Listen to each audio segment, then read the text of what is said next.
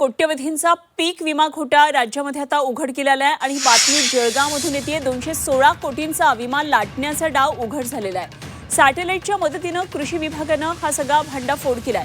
ओसाड जमिनीवर केळीची बाग दाखवून हा विमा लाटण्यात आलेला। जळगावमधून ही मोठी बातमी येते। बोगस पीक विमा घोटाळ्याचा हा भांडाफोड झालाय आणि कृषी विभागाने केलेल्या सॅटेलाइट सर्वेक्षणामधून हा सगळा प्रकार समोर आलाय। गेल्या वर्षीच्या तुलनेमध्ये अधिक अर्ज यावर्षी आले होते, त्यामुळे हा संशय आला आणि हे सर्वेक्षण करण्यात आलं।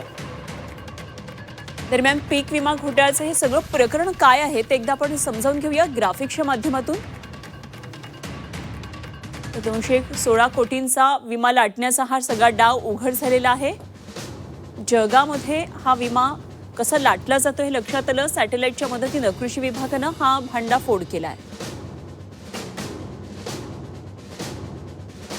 यामध्ये तब्बल 27,000 अर्ज वाढले आणि त्यामुळे हा संशय आला।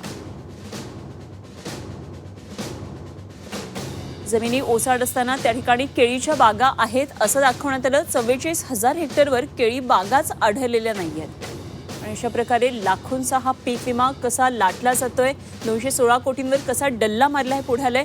ओसाड जमिनीवर केळी बागा दाखवल्या आणि हा विमा लाटण्याचा डाव उघड झाला।